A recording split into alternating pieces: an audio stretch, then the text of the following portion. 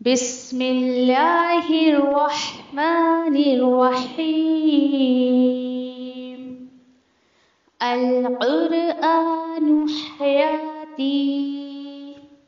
The Quran is my life, the way to connect with Allah subhanahu wa ta'ala.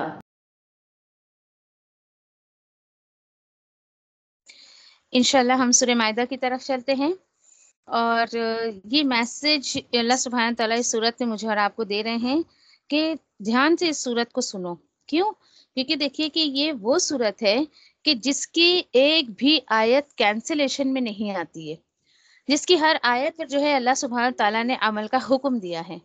اور انشاءاللہ کثرت سے آپ اس بات کو نوٹ کرو گے کہ یا ایھا الذین آمنو، یا ایھا الذین آمنو، اس کی پکار بہت زیادہ ہے. اس کے اندر بہت سارے احکامات اس کے اندر ہے، اور یہ چونکہ مدنی صورت ہے تو دماغ پر بہت زیادہ جو ہے وہ اثر کرتی ہے، زور ڈالتی ہے. انشاءاللہ جس طریقے سے میں نے کہا کہ یا ایھا الذین آمنو کی بہت زیادہ پکار ہیں، جیسے کہ صورت کے بالکل شروع میں ہی آپ دیکھ سکتے ہو کہ بسم اللہ الرحمن الرحیم، یا ایھا الذین آمنو اوفوا بالعقود. اے وہ لوگ جو ایمان لائے ہو، اے مسلمانوں، پورے کرو عہد و پیما کو. پہلی آیت میں دیکھیں کہ اللہ سبحانہ تعالیٰ نے مسلمان کو یہ کہہ دیا کہ جو بھی تم کبھی کسی سے وعدہ لو، کوئی عہد لو، تو اس کو پورا کرو. اور دیکھیے کہ واقعی ایک مسلمان کی زندگی جو ہوتی ہے، ایک انسان کی زندگی جو ہوتی ہے، وہ پوری طریقے سے ایک کہ عہد و پیما کے درمیان ہی جو ہے وہ گھومتے رہتی ہے. مسلمان کا مطلب ہی ہوتا ہے ایک پابند انسان، جو جب وہ مسلمان ہو گیا، جب وہ مومن ہو گیا، تو وہ اللہ کی بہت ساری پابندیوں میں جو ہے وہ آ جاتا ہے. یہ انشاءاللہ ہم جو ہے دیکھیں گے اس صورت میں انشاءاللہ. پھر اس کے بعد جب ایک انسان جو ہے جب اپنے آپ کو اللہ کے تابع میں کر دیتا ہے، اللہ کو مالک سمجھتا ہے، اللہ کو اپنے لیے کافی سمجھتا ہے. یہاں پر اصل چیز دیکھیے جو مجھے اور آپ کو اشارہ دے رہی ہے وہ یہ ہے کہ کسی بھی طریقے کا آپ اگر ایگریمنٹ کریں، کسی بھی طریقے کا آپ کسی سے وعدہ کریں تو اس کو پورا کریں. یہ ایمان کی نشانی ہے. اپنا جائزہ لیتے ہیں کہ کبھی میں نے کیا کوئی ایگریمنٹ سائن کیا تھا جس کو میں نے پورا نہیں کیا. پھر اسی کے ساتھ ساتھ جب آپ کسی فارم پر سائن کرتی ہیں، دیٹ مینس آپ ان کے رولس اینڈ ریگولیشن کو فالو کرنے کے لیے آپ نے ان سے وعدہ لے لیا. پھر اسی طریقے سے دیکھیے کہ انسان کی زندگی میں شادی بیاہ یا پھر منگنی وغیرہ ہوتا ہے. یہ بھی کیا ہے؟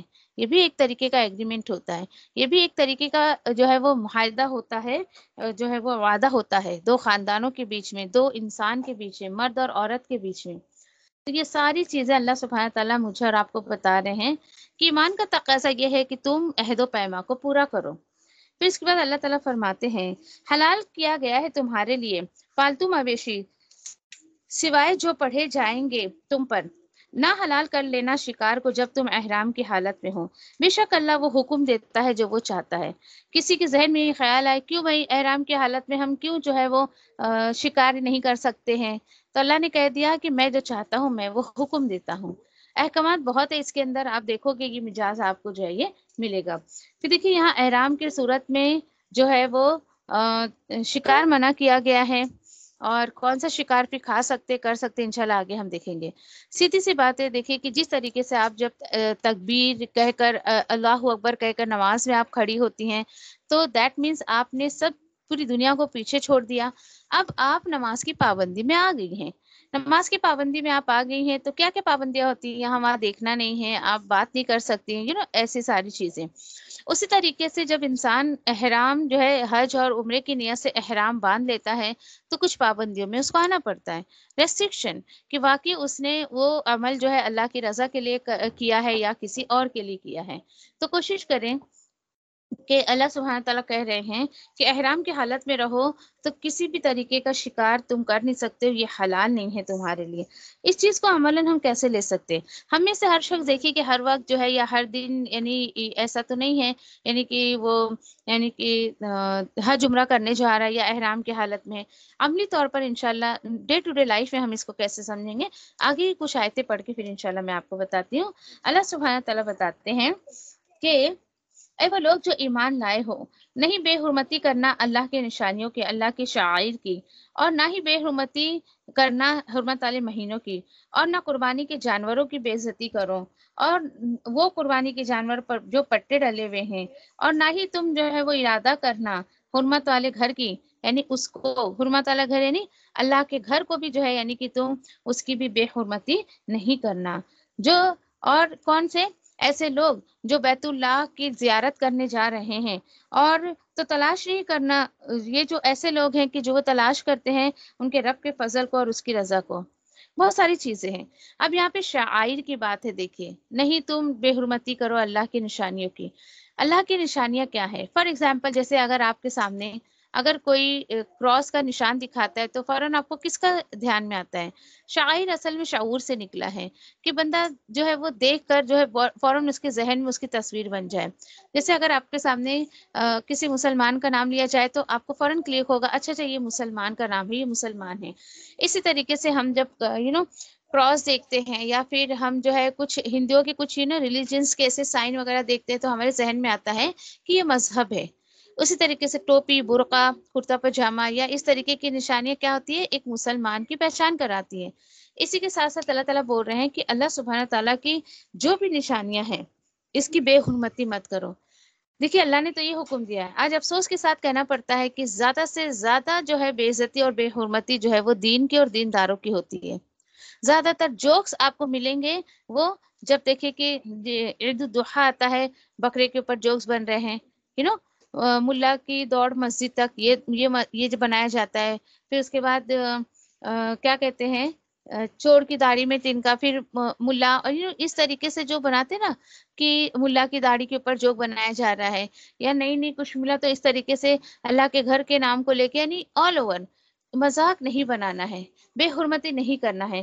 اسی کے ساتھ ساتھ یہاں پر دیکھیں کہ اللہ نے جن جانوروں کو ذبح کرنے کو کہا ہے ان جانوروں کی جو ہے وہ ہمیں جو یعنی مذاق نہیں بنانا ہے اس کا، اور جو لوگ یعنی کہ حج اور عمرے کے لیے جاتے ہیں ان کا مذاق نہیں بنانا ہے۔ یہاں پر اللہ تعالیٰ نے اس چیز کے لیے منع کر دیا ہے۔ پھر اس کے بعد اللہ تعالیٰ بولتے ہیں اور جب تم جو ہے احرام سے باہر آ جاؤ تو شکار کر سکتے ہو، اور نہ ہی جرم پہ آمادہ کرے تمہیں دشمن کسی قوم کی اس حد تک کہ وہ روک دے تمہیں مسجد حرام سے، کہ ایسا نہ ہو کہ تم بھی زیادتی کر بیٹھو۔ یہ اصل میں اشارہ کیا جا رہا ہے کہ صلح حدیبیہ کے بعد جب قضا عمرہ کرنے کے لیے نبی کریم صلی اللہ علیہ وسلم صحابہ جب جا رہے تھے، یعنی کہ تو ایسا ہوا تھا کہ اللہ نے سمجھا کے بھیجا کہ دیکھو ٹھیک ہے، پچھلے سال جب تم آئے تھے عمرہ کرنے تو ایسا ہوا تھا کہ یہ کفار مکہ ان لوگوں نے تمہیں عمرہ کرنے نہیں دیا تھا۔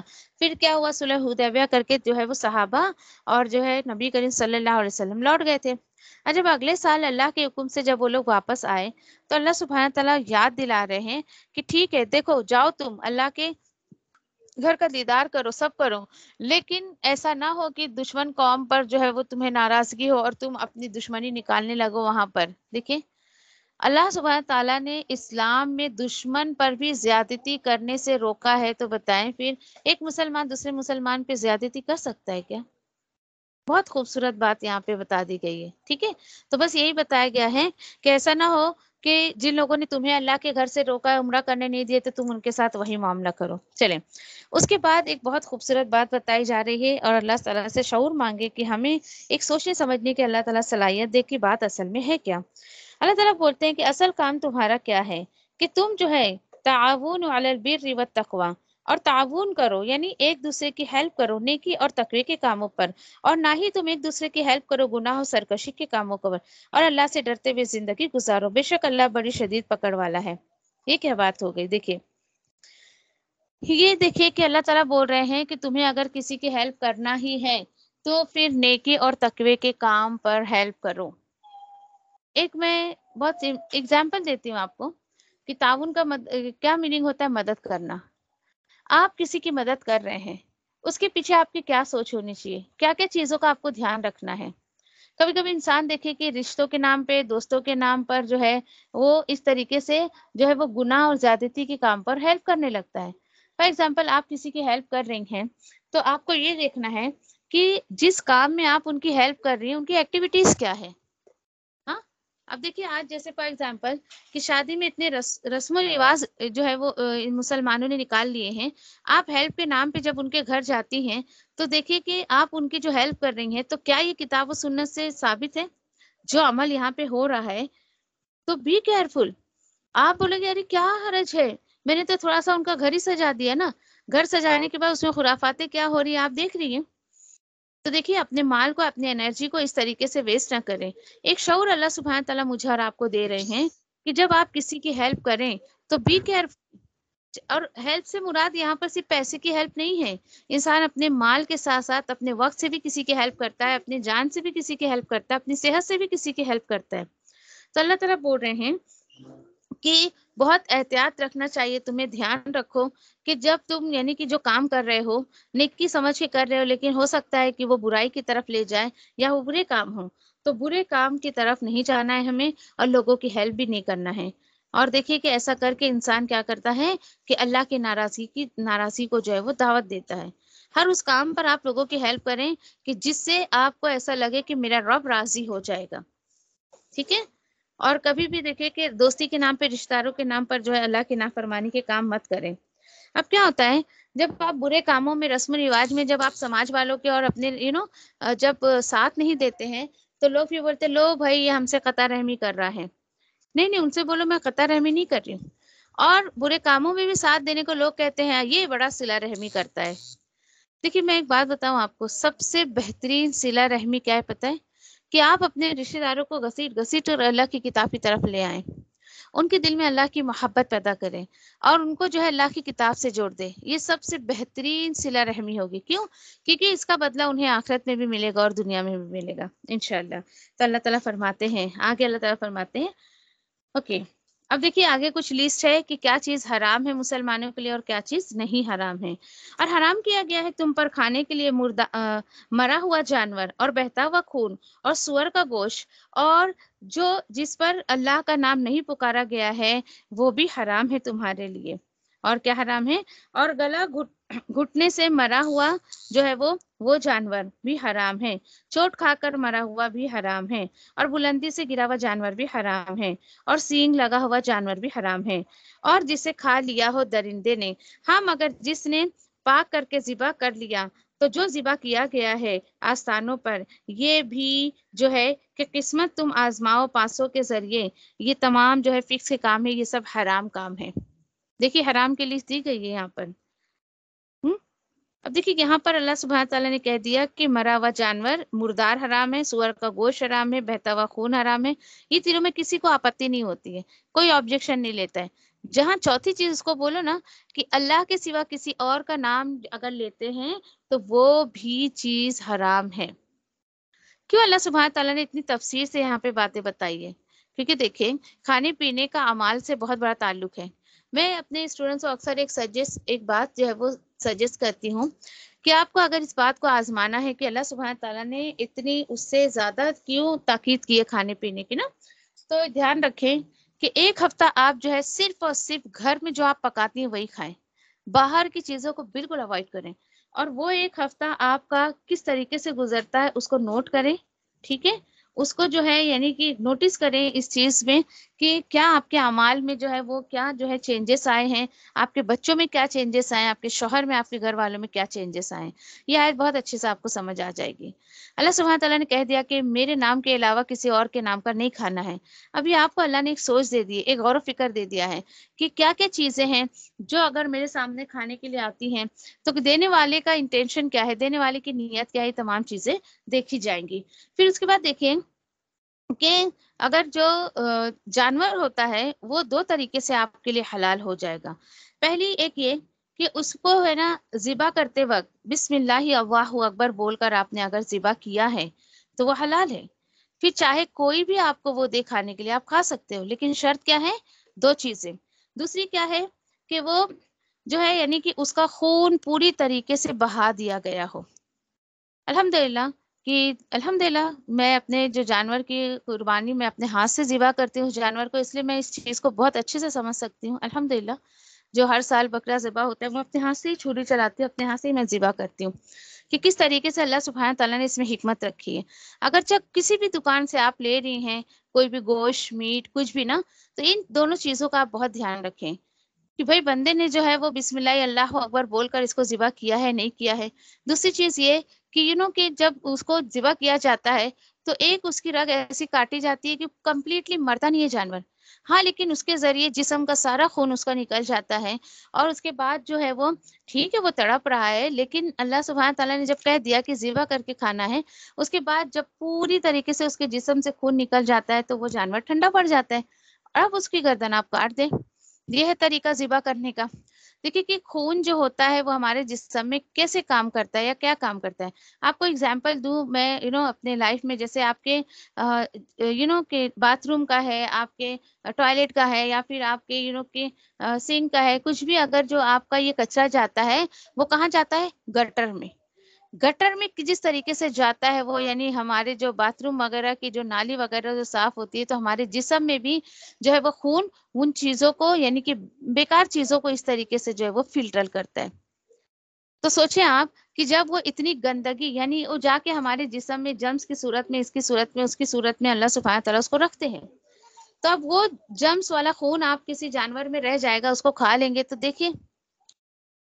اور میں کہوں گی آپ کو کہ سجیسٹ کروں گی کہ ہماری تفسیر جو ہے القرآن حیاتی پہ اس کو، کیونکہ ایک آیت ہم نے جو ہے ایک گھنٹہ لیا اس پہ، تو اتنا وقت تو نہیں ہمارے پاس کہ اتنی ڈیٹیل کروں، لیکن آپ میں سے جو واقعی بہت دلچسپی رکھتی ہیں کہ بھائی کیا ہے اس کے اندر، کیا میں اللہ سبحانہ تعالیٰ مجھے میسج دے رہے ہیں، تو آپ اس کو سن لیجئے گا انشاءاللہ۔ مزید اللہ تعالیٰ آگے بتاتے ہیں الیوم یئس الذین کفروا من دینکم فلا تخشوہم واخشونی۔ یہ بہت اچھی بات ہے۔ اللہ سبحانہ تعالیٰ نے کہہ دیا کہ آج کے دن مایوس ہو گئے کافر تمہارے دین سے، پھر نہیں ڈرو ان سے، مجھ سے ڈرو، اور آج کے دن میں نے مکمل کر دیا تمہارے لیے تمہارے دین کو، اور میں نے تمام کر دی تم پر تمام میری نعمتیں، اور میں نے پسند کیا تمہارے لیے دین ایز اے اسلام۔ دیکھیے ذرا، اسلام کو اللہ سبحانہ تعالیٰ نے ایز اے دین ہم کو جو ہے وہ پسند کیا ہے۔ کیا پتہ چلا کہ اب اللہ سبحانہ تعالیٰ نے ہمارے سامنے آیت رکھ دی، کیا حلال ہے کیا حرام ہے۔ اب بندہ بڑا کیئرفل ہو جاتا ہے، نہیں بھائی یہ حرام ہے، یہ نہیں کھانا چاہیے۔ اب کافروں نے تو بڑی زور لگائی آپ کے اوپر کہ آپ کو حرام بھی کھلا دے، آپ کو ناجائز بھی کھلا دے، آپ کو سور کا گوشت بھی کھلا دے، سب کھلا دے، اللہ کے علاوہ کسی اور کا نام پکارا گیا وہ بھی کھلا دے، بڑی اس نے کوشش کر لی، لیکن آپ نے آیت سن کے اپنے آپ کو بچانا شروع کر دیا، نہیں بھائی بچتے رہنا ہے۔ کافر مایوس ہو گئے آپ سے، اور اللہ تعالیٰ نے کہہ دیا کہ آج کے دن میں نے یہ دین تم پر مکمل کر دیا۔ سبحان اللہ، سوچے آپ ذرا، یہودی تو یہ پتہ ہے حسد کرتے تھے، اور صحابہ کو کہتے تھے کہ اگر یہ آیت ہم پر اترتی نا تو ہم اس دن کو عید مناتے۔ تو یہ دیکھیں کہ حجت الوداع کے دن جو ہے یہ آیت اتری ہے، تو عمر رضی اللہ تعالیٰ نے کہا کہ ویسے بھی ہم عید منائیں گے، حج کا دن تو عید کا دن ہوتا ہے، ہم تو عید منائیں گے اس دن۔ سمجھے آپ، یعنی ایک غیر مسلم وہ تو بڑا رش کر رہا ہے کہ مسلمانوں پہ آیت اتر گئی ہے، اور مسلمانوں کو دیکھیے بدبختی مسلمانوں کی کہ دین میں نئی نئی چیزیں لاتے ہیں، کہ جبکہ اللہ سبحانہ تعالیٰ نے کہہ دیا کہ میں نے ساری جو ہے وہ دین آج کے دن مکمل کر دیا۔ نعوذ باللہ، مجھے تو یہ احساس ہوتا ہے آج کے دن کے مسلمانوں کو دیکھ کر، نعوذ باللہ، کہ وہ یہ سوچتے ہیں استغفر اللہ کہ نبی کریم صلی اللہ علیہ وسلم نے کیا ان کو آدھی ادھوری باتیں بتا کر گئے، جو آج مسلمان اپنی طرف سے دین میں نئی نئی باتیں نکالتے رہتا ہے۔ بی کیئرفل، اللہ تعالیٰ بول رہے ہیں دین کا نام لے کے تمہارے ایمان کو کوئی خراب نہ کر دے، دین کا نام لے کر جو ہے تمہیں کفر کی طرف کوئی لے کر نہ چلا جائے، میں نے دین اسلام تمہارے لیے پسند کیا۔ اب اوپر جو بات آئی تھی حرام اور حلال کھانے کی، تو اس کے بارے میں اللہ تعالیٰ فرماتے ہیں پھر جو کوئی مجبور کیا جائے بھوک سے، نہ مائل ہو گناہ کی طرف، تو بے شک اللہ مغفرت کرنے والا، رحم کرنے والا۔ یہاں پہ ایسی دی ہوئی سورہ بقرہ میں ہم نے پڑھا حرام چیز کی صورت میں انسان کھا سکتا ہے، بہت بے بس ہے، اتنا کہ اس کی اتڑیاں پیٹ سے چپک گئی ہیں، اور نہیں کھائے گا تو مر جائے گا۔ ایک ایمان والے کی زندگی اللہ کی نظر میں بہت قیمتی زندگی ہے، تو اللہ تعالیٰ چاہتے ہیں کہ میرا بندہ بھوک سے جو ہے دنیا سے چلا جائے، اس سے بہتر ہے کہ حرام چیز اس وقت کھا لے، لیکن اس کے پیچھے نیت کیا ہونی چاہیے؟ باقاعدہ اس کے دل میں سوچ ہونا چاہیے، اللہ یہ نافرمانی کا کام ہے، لیکن میں بہت بے بس ہوں، میں کھا رہا ہوں، اللہ مجھے معاف کر دے۔ دیکھیے حیرت کی بات ہے، آج مسلمان جان بوجھ کر غیر اللہ کا دوسرے شخصیتوں کا نام لے لے کر ان کے نام کی فاتحہ، ان کے نام کی نیاز، یہ ہے وہ ہے، ان کے نام کے چلے، ان کے نام کے چھٹی، اور یہ کیا کیا کر کر کے کس کے غیر اللہ کا نام لے لے کے اور وہ انسانوں کو کھلا رہے. تو بتائیے یہ بہت بڑی وجہ ہے اس چیز کی کہ ایسے لوگوں کو نیکی کا موقع نہیں ملتا ہے. اللہ سبحانہ تعالیٰ کی لعنت آتی ہے ایسے لوگوں پر کہ وہ صحیح دین کی طرف نہیں آ پاتے. ایسے لوگوں پر اللہ کی لعنت ہوتی ہے جو اللہ کے نام کا کسی اور کا نام کھاتے ہیں، کہ ان کو جو ہے ان کے یعنی نہ اعمال درست ہیں، وہ اپنی دنیا بھی بگاڑ رہے، وہ اپنی آخرت بھی بگاڑ رہے. اس طریقے سے کرنے کو سارے بے دینی کا کام کریں گے اور نام لگائیں گے ہم بھائی بڑے عاشقان رسول ہیں، ہم تو بہت ڈنکے کی چوٹ پر کہتے ہیں کہ ہم ہی جنت میں جائیں گے. افسوس، بہت افسوس کی بات. میں یہ باتیں آپ کو اتنے دعوے سے کیوں کہہ رہی ہوں؟ کیونکہ اللہ کا شکر ہے میں نے اللہ کے کلام کو سمجھ لیا. اللہ کے کلام میں مجھے سورۃ الفاتحہ سے لے کے سورۃ الناس تک ایک آیت بھی ایسی نہیں ملی کہ جہاں نعوذ باللہ اللہ نے یہاں پہ کہہ دیا ہے اللہ کے نام کے علاوہ کسی اور کا نہیں کھانا ہے، اور نعوذ باللہ کسی اور جگہ پر کہہ دیا کہ کھا لو چلتا ہے سب. ایسے لوگوں کو دیکھیے ایسی حرام چیز ان کے جسم میں جاتی ہے اور وہ ان کو نیکی کی توفیق نہیں ملتی ہے کیونکہ ان کے خون میں وہ چیز شامل ہو رہی ہے. بچائیں اپنی نسلوں کو، آپ بچائیں. آج یہ کلام آپ کو مل رہا ہے، آپ بھی بچیں اور اپنی نسلوں کو بھی بچانے کی کوشش کریں. تو اللہ تعالیٰ بول رہے ہیں کہ اگر ایسی بے بسی میں کسی نے حرام کھا لیا تو بھی اس کو اللہ کے حضور میں توبہ استغفار کرنا ہے. تو آج کے کچھ مسلمانوں کو آپ دیکھ لیں، ایسی کوئی مجبوری ہے کہ انہیں یہ کھانا پڑے اللہ کے علاوہ کسی اور کے نام کا؟ استغفر اللہ. اور دیکھیے کہ کس طریقے سے شخصیتوں کے نام پہ، ولیوں کے نام پہ اپنے پیسوں کو خراب کرتے ہیں. نوجوان لڑکے اپنے وقت کو خراب کرتے ہیں، نوجوان لڑکے اپنی انرجی کو خراب کرتے ہیں. راتوں رات جا کے بے دینی کے کام کرتے رہیں گے اور صبح ان کی فجریں غائب. اور نماز بولے وہ بوڑھے ہو جائیں گے نا، جب ایک پیر قبر میں لٹکے گا نا ہمارا، جب داڑھی رکھیں گے اور اس کے بعد ہم جا کے کہیں نماز پڑھنا شروع کریں گے. تو ایسا تو اللہ تعالیٰ نے کہیں نہیں کہا. تو یہ ہے دیکھیے کہ دین میں غلو کرنا، اور یعنی کہ اللہ کی بات کو، اس کے رسول کی بات کو امپورٹنس نہ دیتے ہوئے سماج کی باتوں کو، پیروں کی باتوں کو، شخصیت کی، ولیوں کی، اس کی باتوں کو جو ہے وہ اس طریقے سے دین پہ عمل کرتے رہتے ہیں. دیکھو اللہ کے نیک بندے تھے، چلے گئے وہ اپنے حصے کا کام کر کے. انہوں نے تو پوری زندگی اللہ کی فرما برداری کی، اللہ کے رسول کی فرما برداری کری. آج ان کا نام لے لے کے لوگ کیا کرتے؟ اپنے نفس کے دین پر چلنا پسند کرتے اور نام ولیوں کو لگا دیتے. دیکھو ولیوں کو ماننا ہے کہ وہ اللہ کے بہت اچھے بندے تھے، نیک بندے تھے، ان سے مانگنا نہیں ہے. ان چیزوں کا فرق انسانوں کو سمجھ کیوں نہیں آتا ہے؟ اللہ صحیح سمجھ دے آج کے مسلمانوں کو. مزید اللہ تعالیٰ بولتے ہیں کہ وہ سب سوال کرتے ہیں آپ سے کیا کچھ حلال کیا گیا ہے ان کے لیے. اے نبی کریم صلی اللہ علیہ وسلم آپ فرما دیجئے حلال ہے تمہارے لیے تمام پاکیزہ چیزیں، اور جنہیں تم نے سکھایا ہے شکاری کتوں میں سے. تم سکھاتے ہو انہیں اس سے جو سکھایا ہے تم کو اللہ نے، تو کھاؤ اس میں سے جو اس نے روک رکھا ہے تمہارے لیے، اور لیکن اس پر اللہ کا نام لے لو اور ڈرتے رہو اللہ سے، اور بے شک اللہ حساب چکانے میں بہت جلد ہے. دیکھیے یہاں پر بھی کہ فار ایگزامپل کبھی کبھی کچھ لوگ جو شکار کا کی شوق رکھتے ہیں تو وہ لوگ کتا پالتے ہیں. اب اس کتے کو تم نے پالا، کس لیے پالا؟ جا بھائی میرے لیے شکار کر کے آ. دیکھیے اس میں بہت ٹرمس اینڈ کنڈیشنز ہے، ہلکی سی وضاحت کروں گی کیونکہ بہت ان آیتوں پہ تو واقعی میرا ایسے گزرنے کا دل نہیں کرتا، لیکن وقت نہیں ہے. میں اگر ایک تفسیر کرنے جاؤں گی تو سورہ مائدہ کے لیے مجھے 1 مہینہ بھی کم پڑے گا. یس 1 مہینہ بھی کم پڑ جائے گا. تو یہاں پہ دیکھیں کہ پہلی چیز کیا ہے کہ اس کتے کو جب آپ چھوڑیں یا جو بھی جانور آپ نے پالا ہے شکاری کے لیے، اس کو چھوڑنے سے پہلے بسم اللہ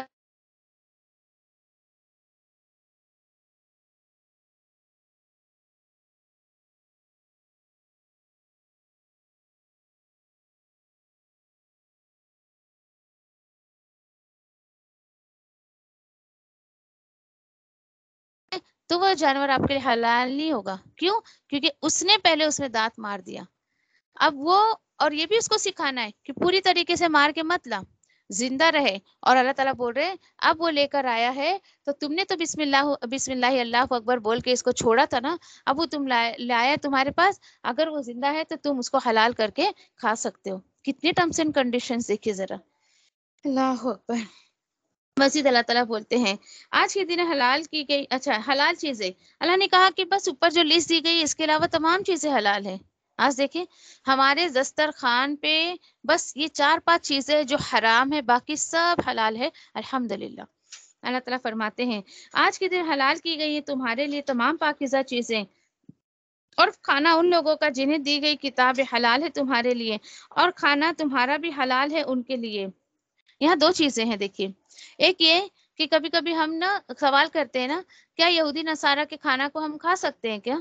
تو دیکھیے اوپر جو ٹرمس اینڈ کنڈیشنز بتائی گئی نا کہ اگر اس نے اس طریقے سے اس جانور کو ذبح کیا ہے جیسے ذبح کرنے کا حکم ہے تو ٹھیک ہے آپ بھی کھا سکتے ہو۔ دوسرا مسئلہ یہاں پہ کیا ہے کہ کیا ہم یہودی نصارہ کی لڑکیوں سے شادی کر سکتے ہیں کیا؟ تو ٹھیک ہے اللہ تعالیٰ کیا فرماتے ہیں دیکھیں، اور پاک دامن خواتین ایمان والی اور پاک دامن خواتین ان لوگوں میں سے جو اہل کتاب میں سے ہیں، یعنی یہودی نصارہ میں سے ہیں، تم سے پہلے جنہیں کتاب دی گئی تھی، جب تم ان سے جو ہے مطلب نکاح کر سکتے ہو، حلال دیٹ مینس کہ نکاح کر سکتے ہو، ہاں لیکن جب ادا کر دو تم ان کے مہر، اور کیوں نکاح کرو؟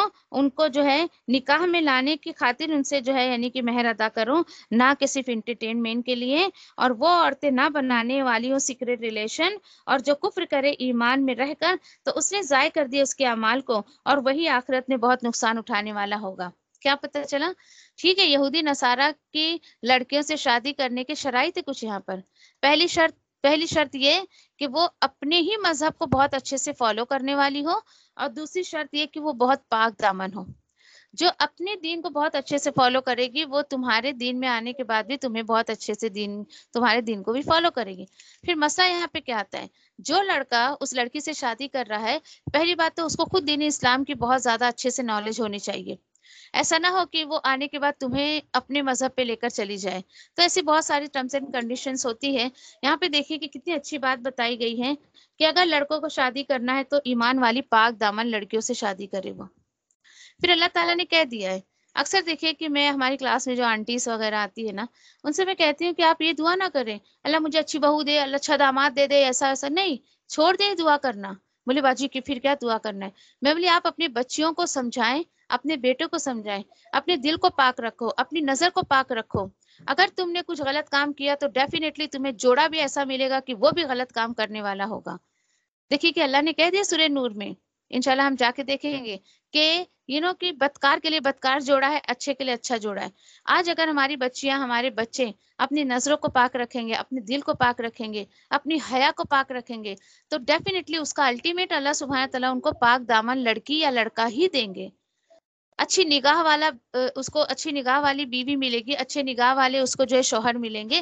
حال ہمارا یہ ہے کہ ہم اپنے بچوں کو نہیں سمجھاتے ہیں اور دعائیں کرتے رہتے، تو ایسا دعاؤں سے صرف کام نہیں چلتا۔ سوچئے بچوں کو سمجھانے کے ساتھ ساتھ اپنے بچوں کی حیا کی فکر کرے، بچوں کی نظر کی، ان کے دل کی فکر کرے۔ ہاں بھائی ٹھیک ہے، جن بچیوں کو اور جن لڑکوں کو چاہیے کہ بھائی مجھے 4-5 افیئر کیا ہوا لڑکا چاہیے، اور لڑکے کو بھی ایسی چاہیے، ایسی لڑکی چاہیے جو 7 لوگوں کے ساتھ 10 لوگوں کے ساتھ سو چکی ہو، تو ٹھیک ہے بھائی تم بھی معاملہ کرتے رہو، تمہیں بھی ایسی جوڑا ملے گا۔ پھر بعد میں رونا نہیں رو سکتا کوئی، اللہ کو ملامت نعوذ باللہ نہیں کر سکتا کوئی، اللہ کو جو ہے وہ بلیم نہیں کر سکتا۔ اللہ تعالیٰ بولیں گے میں نے تو تمہیں پہلے ہی سمجھا دیا تھا، پاک کے لیے پاک جوڑا ہے، ناپاک کے لیے ناپاک جوڑا ہے۔ تو جو لڑکا یا لڑکی یہ چاہتے ہیں کہ ہمیں اچھا جوڑا ملے وہ اپنے آپ کو اچھے سے رکھیں، تو انشاءاللہ ان کو جوڑا بھی ویسے ہی ملے گا۔ ٹھیک ہے، تو یہاں پر بات ہو گئی۔ اوکے، مزید اللہ تعالیٰ کیا بول رہے ہیں، اے لوگ جو ایمان لائے اٹھو نماز کے لیے تو جو ہے وہ دھو لیا کرو اپنے چہروں کو اور اپنے ہاتھوں کو کوہنیوں تک، اور مسح کرو اپنے سروں کا، اور دھو لیا کرو اپنے پیروں کو دونوں ٹخنوں تک۔ دیکھیے، اور اگر ہو تم ناپاکی کی حالت میں تو پوری جو ہے وہ پاکی حاصل کرو، اور اگر تم ہو مریض یا سفر کی حالت میں اور آیا ہو تم میں سے کوئی جو ہے وہ حاجت کر کے، یا پھر اس نے جو ہے وہ خلوت یعنی سیکس کیا ہو عورت کے ساتھ، اور اگر وہ پانی نہ پائے تو تیمم کر لے پاک مٹی سے۔ تیمم کا طریقہ، پھر وہ مسح کرے اپنے چہروں کا اور اپنے ہاتھوں کا اس مٹی سے۔ دیکھیے نہیں چاہتا ہے اللہ کہ وہ بنائے تم پر کوئی حرج، کوئی پریشانی، ہاں لیکن وہ چاہتا ہے کہ تم کو پاک کر دے اور وہ تمام کر دے اپنی نعمتوں کو تم پر، تاکہ تم جو ہے وہ شکر گزار ہو جاؤ، تمہارے اندر شکر گزاری کا سلیقہ آ جائے۔ الحمدللہ، اس آیت کو شاید اس طریقے سے آپ نہیں سمجھ پا رہی ہوں کہ جس طریقے سے اللہ سبحانہ تعالیٰ کہہ رہے ہیں۔ اور یقین کریں کہ جس نے اس کو شعور کے ساتھ سمجھ لیا ڈیفینیٹلی وہ اللہ کا شکر ادا کرتا ہے. شعور کے ساتھ سوچے، ذرا محاسبہ کریں اپنا. ہم میں سے کتنے لوگ ہیں کہ جو واقعی وضو کرنے کے بعد اللہ کا شکر ادا کرتے ہیں کہ اللہ کتنا خوبصورت طریقہ تو نے ہمیں سکھایا ہے پاک رہنے کا. جو کہ حیض کی گندگی ہوتی ہے، نفاس کی گندگی ہوتی ہے، یا پھر سمجھے کہ یہ سیکس کی گندگی ہوتی ہے، اس کی بعد جو طہارت پاکی حاصل کرتے، کتنی دفعہ ہم نے شعور سے اللہ کا شکر ادا کیا کہ اللہ تیرا شکر ہے کہ تو نے یہ طریقہ ہمیں سکھایا ہے. دیکھیے یہاں پر دیکھیے وضو کا طریقہ سکھایا گیا ہے. اب بتائیں مجھے، ہم نے شروع میں پڑھا تھا کہ جو لوگ جو ہے یعنی کہ چھٹے سپارے کے شروع میں نا، کہ جو لوگ قرآن کو مانتے حدیث کو نہیں مانتے، تو بتائیں بھائی کہ ٹھیک ہے یہاں پر جو ہے وہ اس کا طریقہ دے دیا گیا ہے کہ وضو کیسے آپ کو کرنا ہے. اس میں جو چیزیں دی گئی ہیں وہ تو ہے فرض کے درجے پہ، کہ اگر آپ یہ نہیں کرو گے تو آپ کی وضو کمپلیٹ نہیں ہوگی. لیکن اس کا مطلب یہ نہیں کہ آپ سنتوں کو بھی چھوڑ دیں، نہیں، سنتوں میں بھی اللہ نے بڑا فائدہ رکھا ہے. ٹھیک ہے، اب یہاں پہ دیکھیے کہ کلی کرنا ہے، ناک کو صاف کرنا ہے، نہیں دیا ہے، لیکن الحمدللہ ہم اس کو سنت کی روشنی میں کرتے ہیں.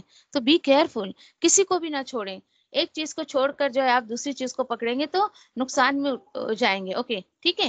پھر اسی کے ساتھ ساتھ کچھ مسئلے مسائل تھے، انشاءاللہ آپ تفسیر میں سن لیجئے گا. پھر یہاں پہ دیکھیے کہ اللہ سبحانہ تعالیٰ کیا کہہ رہے ہیں کہ ایک تو پیچھے جو باتیں بتائی گئی تھی وہ کیا تھی، ہماری ایمان کی پاکی تھی، کہ تم کس سے شادی کرو کس سے نہ کرو. یہ کون سی جسم کی پاکی بتائی گئی ہے.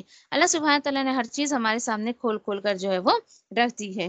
مزید دیکھیے کہ اللہ سبحانہ تعالیٰ سے میں سمجھتی ہوں کہ آپ الحمدللہ اللہ کے کلام کو سمجھیے، چپ کے اپنے دل میں نیت کریں اپنے آپ سے وعدہ کریں کہ انشاءاللہ میں جو ہے اس رمضان طہارت کے جو بھی مسئلے مسائل ہیں، نماز کے جو بھی مسئلے مسائل ہیں، انشاءاللہ اس کو جو ہے وہ سیکھنے کی کوشش کروں گی انشاءاللہ. ٹھیک ہے. دیکھیے بڑی حیرت کی بات ہوتی ہے، ایک عورت کی زندگی میں شادی بیاہ ہوتی ہے، 15-20 سال 25 سال 40 سال اس کی شادی کو ہو جاتے، لیکن بڑی حیرت کی بات ہے کہ اس کو پاکی کا طریقہ نہیں پتا ہوتا ہے. بہت حیرت کی بات ہے. آج ہماری کلاس میں ہر ایج کی آنٹیز وغیرہ آتی ہیں، کافی ایجڈ چھوٹی بچیاں بھی آتی ہیں الحمدللہ 15 16 17 سال کی بھی. لیکن جب ہم سامنے سے، میں بہت کلیئرلی بات کرتی ہوں، کلیئرلی مینس اوپنلی میں بات کرتی ہوں، تاکہ دیکھو ہمیں کچھ نالج نہیں تو ہمیں ان سے سیکھنے ملے، اور انہیں کچھ نالج نہیں تو اللہ سبحانہ تعالیٰ ہمارے ذریعے سکھا دے. تو اس میں یہ سوچ کر نہیں کہ ہم مزے اڑائیں، مذاق کریں، یا پھر بے حیائی کا کام ہے، نہیں، یہ چیزیں تو اچھی چیزیں. آپ صدقہ جاریہ کی نیت سے جو ہے وہ آپ سامنے والے کو سمجھائیں، حکمت سے سمجھائیں. دیکھیے یہاں پہ نکاح کے اتنے مسائل ہوتے ہیں، بچیوں کو نہیں پتا ہوتا ہے. میں تو کلیئرلی کہتی ہوں، جس بچی کا نکاح ہونے والا ہو، آپ فرینکلی میرا نمبر دے دیں. اس بچی کو انشاءاللہ اللہ سبحانہ تعالیٰ نے مجھے کتاب و سنت سے جو بھی حکمت دی ہے میں اس کو سمجھاؤں گی. اور اللہ کا شکر ہے کہ ایسی بچیاں اپنے گھروں میں بڑی خوش ہیں جو نکاح سے پہلے مجھ سے بات کر لیتی ہے، باجی کیا نصیحت آپ کرنا چاہتی ہیں، کیا مجھے سکھانا ہے، آپ بتا دیں مجھے، میں کیا کروں کیا نہیں. دلچسپی سے جو بچیاں سیکھتی ہیں الحمدللہ میں ان کو بڑی دلچسپی سے بتاتی بھی ہوں. آج اپنے گھر میں بڑی خوش ہیں، جیسا بھی ہے جو بھی ہے الحمدللہ شکر گزاری بہت ہے ان کے اندر.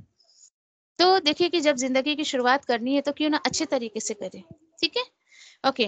پھر اس کے بعد اللہ سبحانہ تعالیٰ یہاں پہ بتا رہے ہیں کہ میں تم جو ہے وہ آسانی چاہتا ہوں، اللہ کا شکر ادا کریں. کہاں پر اوپر دیکھیں کہ وضو کے طریقے میں پانی سے ایک بال برابر بھی جگہ اگر سوکھی رہے گی تو وضو پورا نہیں ہوگا.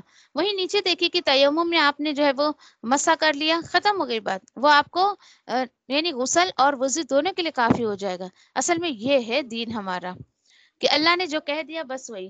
اب اس پر نہ پتہ ہے آپ کو کہ یہودی بڑے مسئلے مسائل کھڑے کرتے تھے کہ یہ کیا بات ہو گئی، ایک کبھی وضو کا طریقہ بتایا، کبھی اس کا طریقہ بتایا ہے. یہاں تک کہ ناؤز باللہ نبی کریم صلی اللہ علیہ وسلم پر بڑا ٹون کرتے تھے. کیسا رسول ہے، تم کو جو ہے مطلب ٹوائلٹ میں جانے کا بھی طریقہ اس نے بتا دیا. شکر گزاری نکلتی دل سے، اللہ تیرا شکر ہے کہ اللہ سبحانہ تعالیٰ نے اپنے رسول کے ذریعے ہمیں جو ہے وہ ہر ایک چھوٹی سے چھوٹی چیز بھی ہے وہ سکھا دی ہے. مزید اللہ تعالیٰ چاہتے ہیں اور یاد کرو اللہ کی نعمت کو تم پر، جب اس نے تم سے پختہ جو ہے وعدہ لیا تھا. اوکے. جب تم نے کہا تھا ہم نے سنا اور ہم نے اطاعت کی، یہ ہے بات. دیکھیے چپ کے آپ بھی کہے اللہ میں تیرے جو بھی احکامات سن رہی ہوں، سمعنا اطعنا، کہ اللہ میں سن رہی ہوں اور میں انشاءاللہ اس پر عمل کروں گی. اللہ تعالیٰ بول رہے ہیں کہ میں نے تم سے جو وعدہ لیا تھا تو تم نے اس وعدے پہ مجھ سے کہا تھا ہاں ہاں ہم سن رہے ہیں اور ہم اطاعت کریں گے اور اللہ سے ڈرتے رہو، بے شک اللہ جانتا ہے سینوں کی باتوں کو۔ اے ایمان والو، قائم رہو ہمیشہ اللہ کے لیے گواہ پر انصاف کے ساتھ، اور نہ یعنی کسی قوم کی اس پر کہ تم جو ہے عدل نہ کر سکو، بلکہ عیدلو، عدل کرو، بغیر تعصب کے ساتھ عدل کرو۔ عدل کرنے کی بات آئے تو یہ نہ سوچو یہ میرے مذہب کا نہیں ہے، یہ میرے کنبے کا نہیں ہے، یہ میری برادری کا نہیں ہے، یہ میرے مسلک کا نہیں ہے، میری جماعت کا نہیں ہے، یہ سب مت دیکھو، کیونکہ اکثر انسان طرفداری جو ہے ان میں سے کسی ایک پوائنٹ کے اوپر طرفداری کر بیٹھتا ہے اور اس طریقے سے غلطیوں پر چلا جاتا ہے۔ بلکہ اللہ تعالیٰ بولے عیدلو، بلکہ تم عدل کیا کرو، یہ زیادہ تقوی کے قریب ہے، اور اللہ سے ڈرتے رہو، بے شک اللہ جو ہے وہ خبر رکھتا ہے تمہارے سب اعمال کی۔ دیکھیے ذرا، دیکھیے یہاں پر بہت کلیئرلی ایک بات جو بتا دی گئی ہے نا کہ جب اللہ سبحانہ تعالیٰ ہمیں یہاں پہ سمجھا رہے ہیں کہ ایسا کرو تو واقعی اس کے کرنے ہمارے لیے فائدہ ہے، اور اس کے چھوڑنے میں واقعی ہمارے لیے بہت نقصان ہے۔ اور وعدہ ہے اللہ کا ان لوگوں سے جو ایمان لائے اور ایمان عمل صالح کے ساتھ زندگی گزارے۔ کس چیز کا وعدہ ہے؟ لہم مغفرۃ و اجر عظیم، کہ ان کے لیے مغفرت ہے اور بڑا اجر ہے۔ اس کے بعد اللہ تعالیٰ دیکھیے بتا رہے ہیں کہ انسان کو دیکھیے کہ پتہ ہے آپ کو کہ جب انسان عدل نہیں کرتا ہے نا تو ایک بہت الٹیمیٹ اس کی زندگی میں نا بے سکونی آ جاتی ہے۔ آ رہی بات سمجھ میں؟ جب اللہ تعالیٰ بول رہے ہیں کہ تم جو ہے اگر تم یعنی کہ انصاف پہ قائم رہو گے، اور اس کا تمہیں ملے گا کیا؟ تو دیکھیے اللہ کی مدد ملے گی، اور یقین کریں کہ آپ جب غلط لوگوں کے ساتھ جب طرفداری کرنے لگتے ہیں تو اللہ کی مدد اڑ جاتی ہے اس انسان پہ سے۔ کوئی بھی آپ کے مقابلے میں آپ کے مسئلہ کا نہ ہو، آپ کے فار ایگزامپل کی ہے تو بھی اگر وہ غلط ہے تو بھی آپ اس کے اگینسٹ میں کہیں، کیونکہ دیکھیے اللہ کی مدد ایمان اور تقوی والوں کو ہی ملتی ہے، اللہ آپ کی بہت مدد کرے گا۔ اس کے بعد اس کے برعکس اللہ تعالیٰ فرماتے ہیں اور وہ لوگ جنہوں نے انکار کیا اور جھٹلایا ہماری آیتوں کو، تو ایسی یہ اس طریقے کے لوگ ہیں کہ جنہیں اللہ جہنم میں داخل کرے گا۔ سوچے ذرا، اب یہاں پر دیکھیں کہ اللہ تعالیٰ بول رہے ہیں کہ انسان کو اینوں کی دیوار کی وہ اینٹ بننی چاہیے جو اس کا اچھے کاموں میں سپورٹر ہو، نہ کہ اس کو گرنے دے۔ ہمیشہ دیکھیں کہ وہ سپورٹر بنے جو اچھے کاموں کے لیے ہوتے ہیں۔ اور ایک بہت سیدھی سی بات میں آپ کو بتاؤں، بڑی خوبصورت بات، جب انسان عدل کے معاملے کرتا ہے نا تو اس کی زندگی واقعی بہت خوبصورت ہو جاتی ہے، بڑا دل اور دماغ سے ہلکا پن محسوس ہوتا ہے اس کو۔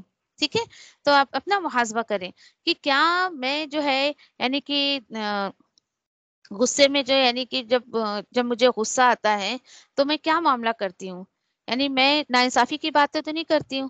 اپنا محاسبہ کریں، چاہے وہ غصے کی بات ہو یا پھر اچھی بات ہو، اور اسی کے ساتھ ساتھ یہ بھی محاسبہ کریں کہ کیا میں جو ہے لوگوں کے ساتھ عدل اور انصاف کا معاملہ نہیں کرتی ہوں، تو عدل انصاف کے معاملے کی جو ہے وہ عادت ڈالیں انشاءاللہ۔ چلے، اس کے بعد نیکسٹ آیت جو آ رہی ہے، نبی کریم صلی اللہ علیہ وسلم کے قتل کی پلاننگ کی جا رہی تھی، آپ دیکھیے ذرا، اور بہت دفعہ پلاننگ کی گئی تھی۔ اس کے بعد اللہ تعالیٰ بتاتے ہیں یا ایھا الذین آمنوا اذکروا نعمت اللہ علیکم اذ ہم قوم ان یبسطوا الیکم ایدیکم فکف ایدیہم عنکم، اے وہ لوگ جو ایمان لائے ہو، ذرا یاد کرو اللہ کے اس احسان کو جو اس نے تم پر کیا۔ اور وہ احسان کیا تھا؟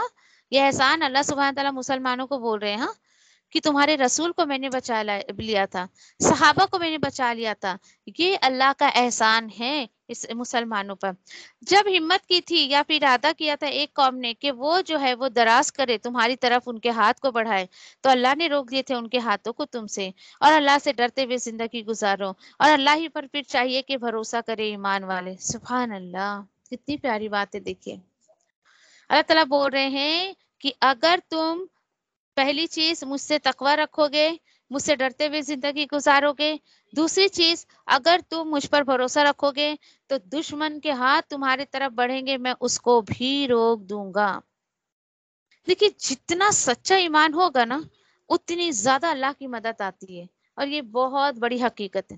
لکھ لیں اپنی نوٹ سے بڑا بڑا کر کے، اگر مجھے اللہ کی مدد اپنے ہر کام میں شامل حال چاہیے تو مجھے اپنے ایمان کو بڑھانا پڑے گا۔ ٹھیک ہے انشاءاللہ، اوکے۔ پھر اس کے بعد دیکھیے کہ آگے اب اللہ سبحانہ تعالیٰ جو ہے وہ بنی اسرائیل کی طرف جو ہے اللہ نے ان سے بہت سارے جو ہے ایسے وعدے لیے تھے، اور کہ تم ان وعدوں کو جو پورا کرو، اس پر عمل کرو، اور لیکن ان لوگوں نے جو ہے اس پر عمل نہیں کیا۔ لیکن اللہ تعالیٰ سے ہم دعا کرتے ہیں کہ اللہ سبحانہ تعالیٰ مجھے اور آپ کو اور ہم سب کو عمل کی توفیق عطا فرمائے۔ چلیے دیکھتے ہیں بالکل یہ اللہ سبحانہ تعالیٰ کیا فرماتے ہیں کہ وَلَقَدْ أَخَذَ اللَّهُ مِيثَاقَ بَنِي إِسْرَائِيلَ، اور بے شک لیا تھا ہم نے بنی اسرائیل سے پختہ وعدہ، اور مقرر کیے تھے ہم نے ان میں 12 سردار، اور کہا اللہ نے بے شک میں تمہارے ساتھ ہوں۔ دیکھیں، جب اللہ تعالیٰ کسی کو یہ جملہ کہہ دے تو بندے کو تو بے فکر ہو جانا چاہیے، ہے نا۔ اب یہاں پہ کرنے کے دیکھیں کہ کچھ کام ہیں جو اللہ سبحانہ تعالیٰ نے انہیں کہا تھا کہ کرے وہ، انہیں جو ہے وہ عمل کرو، تمہیں اللہ کی مدد آئے گی، سب کچھ، لیکن ان لوگوں نے ایسا نہیں کیا۔ بس ایک میں آپ کو بتاؤں پوائنٹ آپ کرتے جائیں، جس نے بھی یہ عمل کیا یقیناً اللہ سبحانہ تعالیٰ اس کو کامیابی کے اعلیٰ درجے پر جو ہے وہ پہنچا دیں گے۔ اللہ سے دعا کرتے ہیں کہ اللہ سبحانہ تعالیٰ ہمیں ان تمام باتوں پر جو ہے وہ عمل کی توفیق عطا فرمائے۔ تو اللہ تعالیٰ بول رہے ہیں کہ دیکھو میں تمہارے ساتھ ہوں، اگر تم قائم رہے، اوکے، اگر تم نماز پر قائم رہے، نمبر 1 تھنگ۔ اب کسی کو کامیابی چاہیے تو کرتے کرتے یہ کام کرتے جائیں۔ اللہ تعالیٰ بول رہے ہیں ضرور میں ساتھ دوں گا، لیکن میری بھی کچھ شرطیں ہیں جو تمہیں پوری کرنی پڑے گی، اور وہ کیا ہیں؟ اگر تم قائم کرتے رہے نماز اور ادا کرتے رہے زکوٰۃ اور ایمان لاتے رہے میرے رسولوں پر، اور اگر تم جو ہے میرے رسولوں کو ہیلپ کرتے رہو گے اور اللہ کو بہترین قرض دیتے رہو گے، قرض حسنہ، تو ضرور میں دور کر دوں گا تم سے تمہاری خطاؤں کو، اور ضرور میں داخل کر دوں گا تمہیں ایسی جنت میں کہ جاری ہے اس کے نیچے سے نہریں۔ سبحان اللہ، کتنے کام ہے دیکھیے، نماز، زکوٰۃ، رسولوں کی مدد، ان پر ایمان لانا، 4 اللہ کو قرض حسنہ دینا۔ کرنے کے یہ 5 کام اگر کسی بندے نے کر لیا تو اللہ تعالیٰ بول رہے ہیں کہ ڈیفینیٹلی میری مدد اس کو آئے گی۔ ذرا اپنے آپ کو چیک کریں، آج جو لوگ اللہ کی مدد نہ آنے کا رونا روتے رہتے ہیں، انہیں چاہیے کہ وہ اپنے آپ کو چیک کریں کہ ان میں سے کتنے کام ہیں جو انہوں نے کیا اور نہیں کیے۔ بی کیئرفل، اپنا محاسبہ کریں، کیا میں جو ہے وہ نماز میری جو ہے میں قائم کرتی ہوں، ٹھیک ہے؟ اور ایسا نہیں کہ جائے نماز پر بس میں نے سجدہ کر لیا، دیٹس اٹ، نہیں۔ نماز کا جو کہ اثر ہے وہ ہمارے کہ عمل میں آنا چاہیے، اس کا اثر جو ہے ہمارے فزیکلی، مینٹلی، ہر چیز میں اس کا عمل جو ہے وہ نظر آنا چاہیے۔ اس کے بعد کیا میں زکوٰۃ ادا کرتی ہوں؟ دیکھیے زکوٰۃ کا لفظ سنتے ہی نا اکثر عورتوں کے ذہن میں جو آتا ہے، میں بتاؤں آپ کو، آپ بولیں گے کہ میں کیوں آپ سے پوچھ رہی ہوں؟ میں نہیں پوچھ رہی، اللہ تعالیٰ پوچھ رہے ہیں۔ دیکھیے قرآن مرد بھی پڑھ رہا ہے، عورت بھی پڑھ رہی ہے، اس کو سمجھ ہے سب کچھ۔ جی ہاں، زکوٰۃ عورتیں بھی ادا کرتی ہیں۔ عورتیں اس مال کی زکوٰۃ ادا کریں گی جو ان کی کسٹڈی میں ہے، انہوں نے اس کو بھار اٹھا رکھا ہے۔ دیکھیے اپنے بھائیوں، اپنے شوہروں اور اپنے باپوں کا جو ہے آپ شکر ادا کریں کہ وہ بڑی مروت میں آپ کی زکوٰۃ ادا کر دیتے ہیں۔ جس زیوروں پر آپ سانپ بن کر بیٹھی ہیں اس کی زکوٰۃ بھی وہ ادا کر دیتے ہیں، شکر ادا کریں۔ لیکن جو مال عورتوں کے پاس ہے، عورتوں کو چاہیے کہ اس پر بھی زکوٰۃ ادا کرے۔ وہ مردوں کو نہیں پتا ہوتا ہے، شوہروں کو یا پھر جو ہے وہ کتنے بھائیوں کو نہیں پتا ہوتا ہے کہ بہنوں نے کتنے مال دبا رکھے ہیں، باپ کو نہیں پتا ہوتا ہے کہ بیٹیاں کتنا مال دبا رکھی ہیں۔ اب وہ سوچتے ہیں کہ چلو بھائی ہمارے پاس تو ہمارے بھائی بہن اور ہمارے شوہر جو ہے ہمارے باپ جو ہے وہ ادا کر دیں گے۔ نہیں، آپ کو خود اپنے زکوٰۃ ادا کرنے ہیں، ٹھیک ہے انشاءاللہ۔ اچھا، پھر اس کے بعد اپنے آپ سے سوال کریں کہ جب میرے سامنے نبی کریم صلی اللہ علیہ وسلم کی کوئی بھی حدیث آ جاتی ہے تو رسول کی مدد کیا ہے؟ ان کے دین کو آگے پہنچانا۔ تو کیا میں یہ کرتی ہوں؟ اپنے آپ سے سوال کریں، کیا میں نے اب تک قرض حسنہ دیا؟ کوئی میں نے قرض حسنہ دیا؟ ایسا کام کیا میں نے مال کی صورت میں، جان کی صورت میں، عمل کی صورت میں جو میرے رب کو بہت پسند آ گیا ہو؟ تو خوشخبری آپ لکھ دیکھیں، یہ آپ کے لیے خوشخبری ہے کہ اللہ آپ کی خطاؤں کو دور کر دے گا۔ اللہ تعالیٰ فرماتے ہیں کہ ہاں لیکن اس کے بالکل برعکس، اور جو وہ نافرمانی کرے گا اس کے بعد تم میں سے، تو وہ دور گمراہی میں سیدھے راستے سے بھٹک جائے گا۔ کتنی پیاری بات ہے، دیکھیں آج دیکھیں کہ لوگ کرنے کے اس میں سے کوئی کام نہیں کرتے، پھر بھی اپنے آپ کو بڑا ہدایت یافتہ اور اللہ کے لاڈلے سمجھتے ہیں۔ اللہ تعالیٰ مزید فرماتے ہیں اللہ تعالیٰ فرماتے ہیں फिर इन्होंने जो अपने वादे को तोड़ दिया, अल्लाह ने तो ये वादा लिया था, लेकिन इन्होंने अपने वादे को तोड़ दिया तो अल्लाह ने लानत की उन पर और बना दिया उनके दिलों को सख्त। अल्लाहुम्मा ला तजल्ला मिनहुम। क्या पता चला कि अल्लाह के हुक्म पर अमल ना करना ये दिल की सख्ती की अलामत है। आपके दिल सख्त है इसलिए आप अल्लाह के हुक्म पर अमल नहीं कर रहे हो।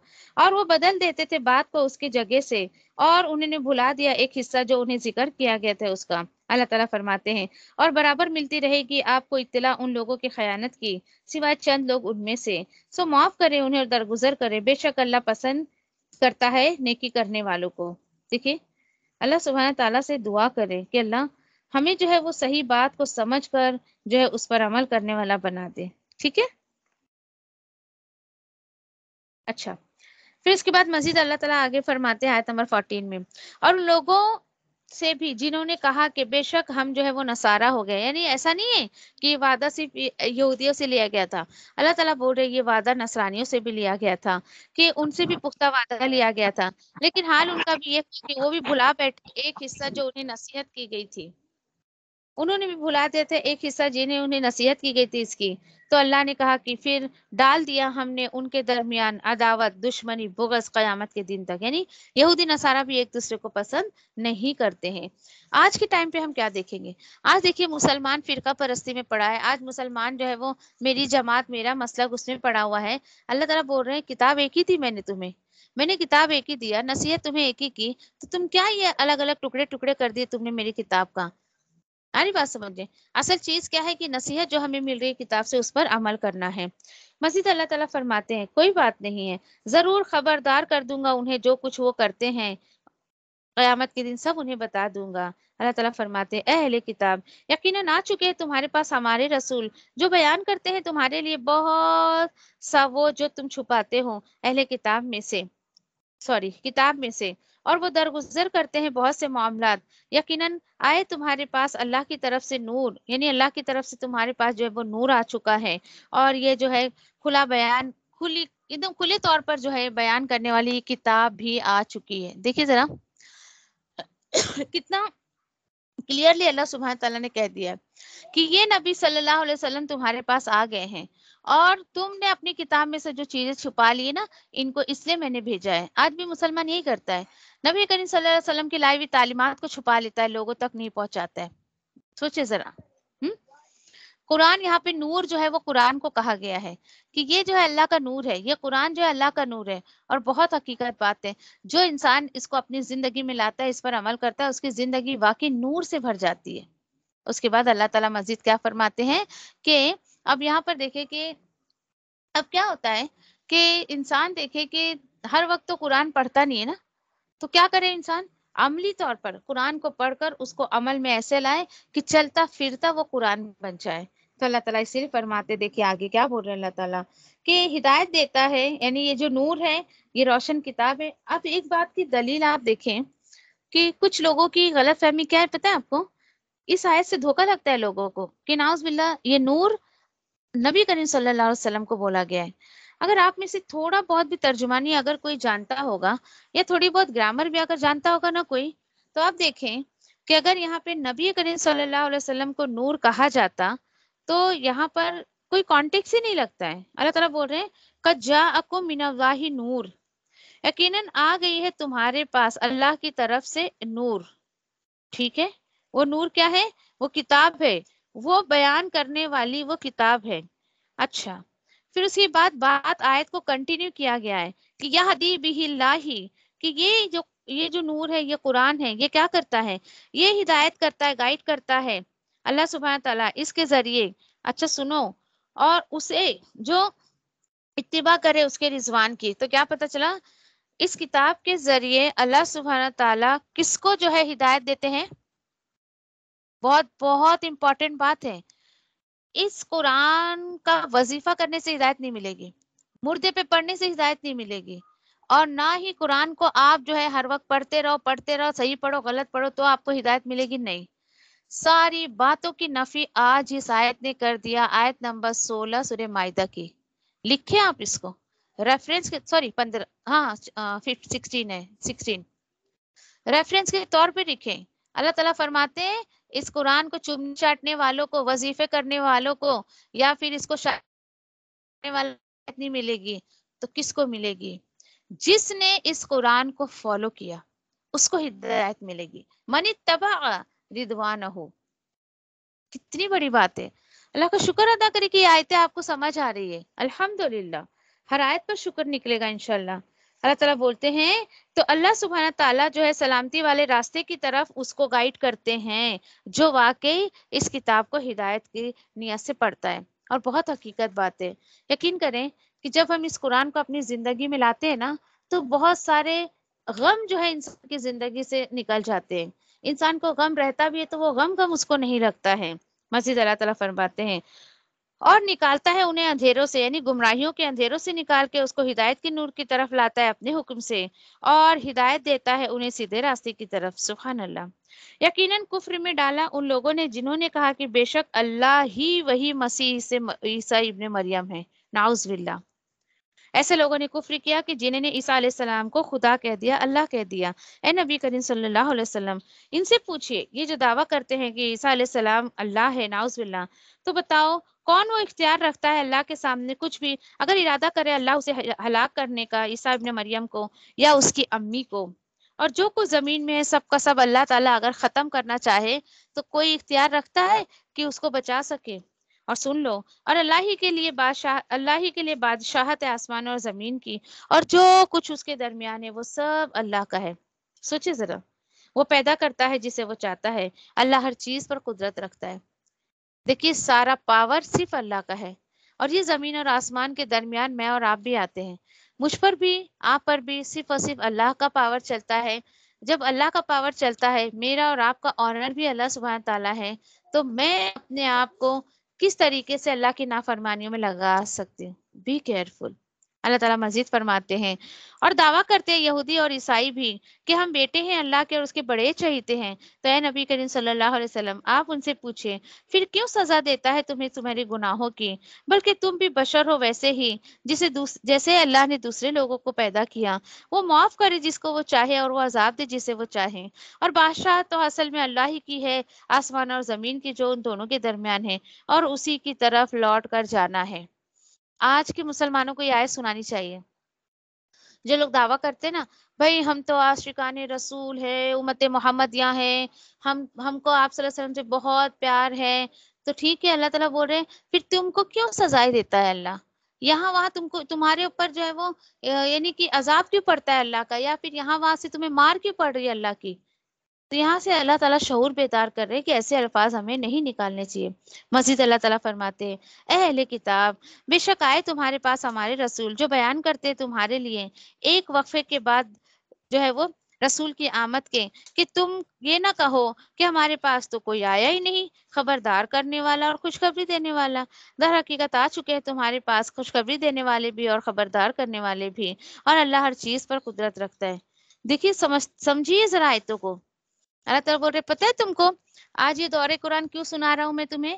اس لیے کہ کہیں تم قیامت کے دن میرے پاس آ کے کو اللہ آئی ڈونٹ نو قرآن میں کیا تھا.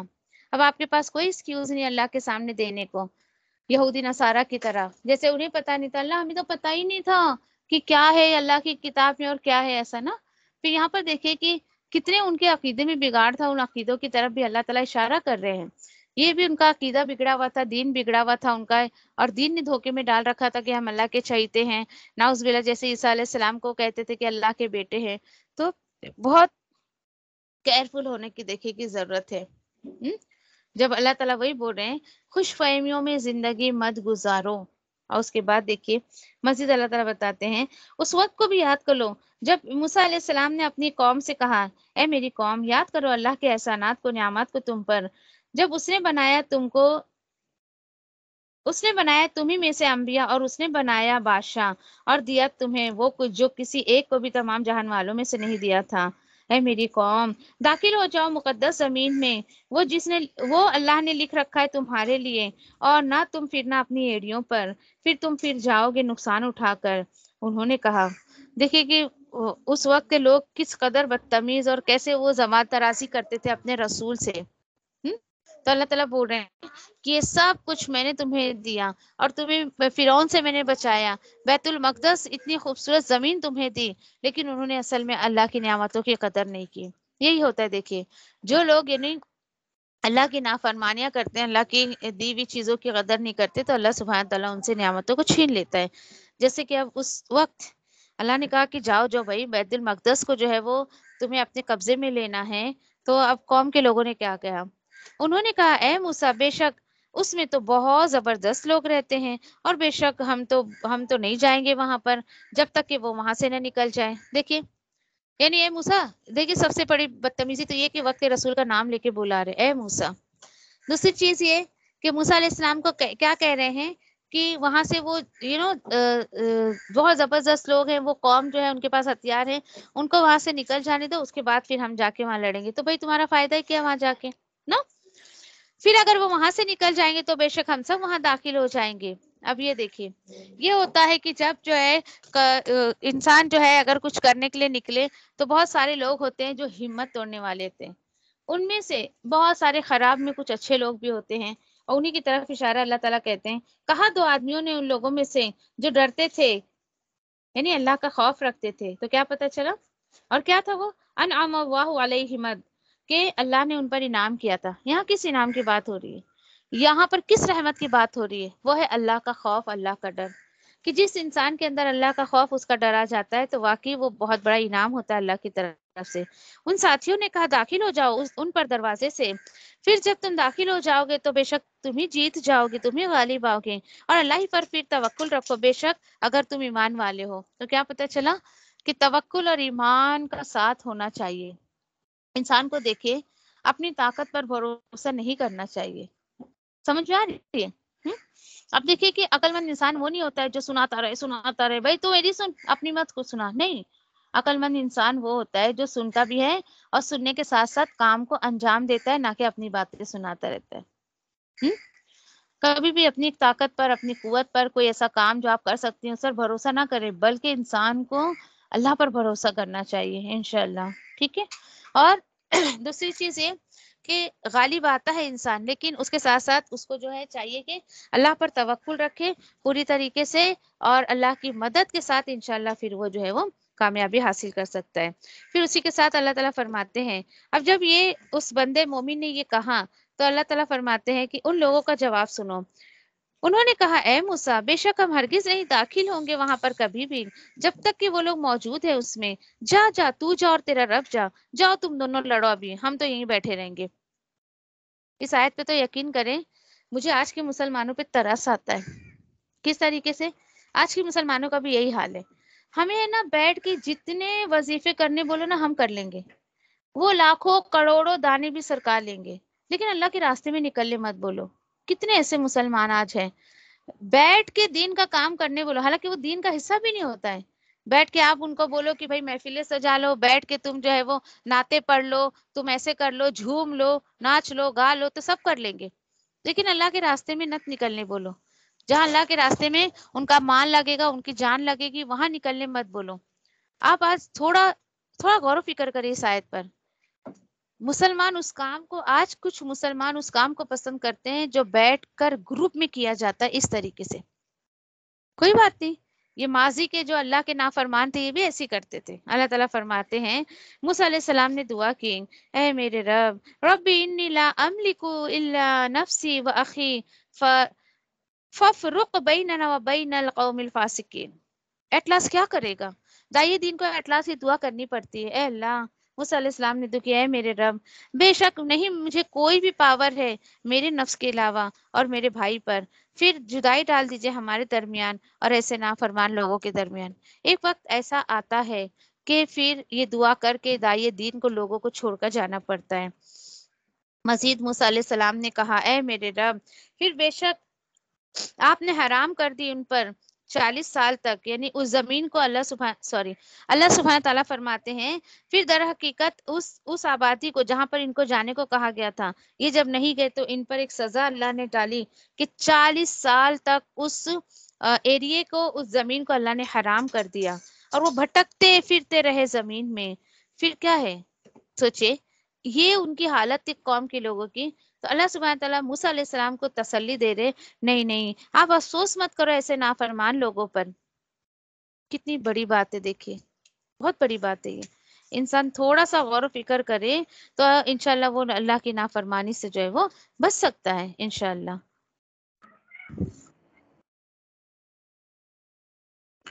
انشاءاللہ آگے جو ہے آیت نمبر 27 سے، جو کہ ہم نے جب شروع میں ہم کچھ پوائنٹس دیکھ رہے تھے، وہاں بات تھی کہ حابیل اور قابیل کے بارے میں، جو حابیل نے جو ہے وہ حابیل کا قتل قابیل نے کر دیا تھا، وہ بھی حسد کے بیس پہ۔ اور انشاءاللہ اس کو ہم پڑھیں گے اور اس میں سے کچھ نہ کچھ لیسن لینے کی انشاءاللہ کوشش کریں گے۔ اللہ سبحانہ تعالیٰ کچھ یوں اس قصے کو شروع کرتے ہیں، وَاتْلُ عَلَيْكُمْ نَبَأَ ابْنَيْ آدَمَ بِالْحَقِّ، کہ آپ پڑھ کر سنا دیجئے واقعہ آدم علیہ السلام کے 2 بیٹوں کا، اور کیسا واقعہ ہے یہ؟ حق ہے، یعنی کہ یہ حقیقت بات ہے۔ اس کو کوئی یوں ہی غلط بات یا پھر ایک اسٹوری کی طرح سن کے اپنی نظروں سے جو ہے وہ گزار مت دو، بلکہ یہ حقیقت پر مبنی ایک بات ہے۔ اور وہ واقعہ کچھ اس طریقے سے ہے کہ جب دونوں نے پیش کی قربانی تو قبول کر لی ان دونوں میں سے ایک کی، اور نہیں قبول کی دوسرے کی۔ دوسرے نے کہا ضرور میں قتل کر دوں گا تجھے۔ تو پہلے نے کہا کہ در حقیقت قبول کرتا ہے اللہ تقوی والوں کی قربانی۔